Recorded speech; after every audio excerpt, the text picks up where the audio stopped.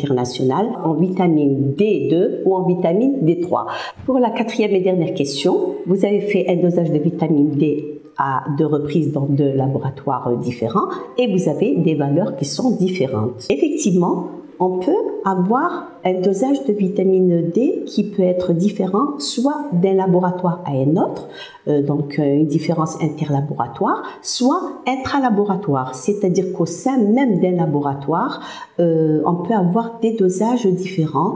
Ça sera donc des dosages qui sont différents, c'est tout à fait normal en fonction donc des différents paramètres, que ce soit au niveau des réactifs, que ce soit l'automate utilisé, que ce soit l'heure à laquelle on fait sa prise de vitamine D. Et d'ailleurs, pour vous dire que il n'y a pas de consensus concernant les valeurs des dosages, des différents dosages des seuils de vitamine D, que ce soit pour les seuils donc de la vitamine D ou pour ça, ces seuils de toxicité. Donc, si vous voulez, on ne traite pas un chiffre, on traite une maladie. Donc, le médecin, lui, se base sur tout un ensemble d'arguments, que ce soit donc des arguments cliniques, biologiques, et parfois même radiologiques. À titre d'exemple, si une personne présente une carence en vitamine D, donc un taux inférieur à 21 nanogrammes par millilitre, et si la clinique ne coïncide pas avec ce chiffre, donc cette valeur biologique, il faudrait que le médecin demande par exemple un bilan phosphocalcique et un dosage de la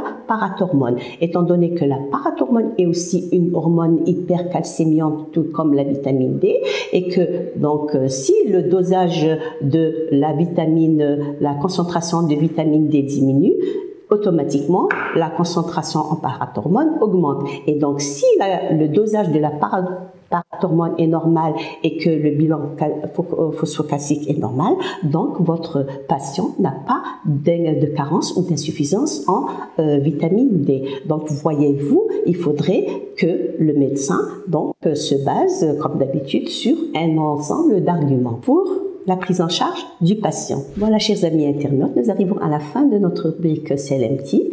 En attendant les prochaines, continuez à nous suivre via les réseaux sociaux, continuez à nous laisser vos questions, vos suggestions en commentaire et nous nous ferons plaisir d'y répondre. D'ici là, portez-vous bien et surtout, sortez couverts et pensez à protéger aussi les autres. À bientôt.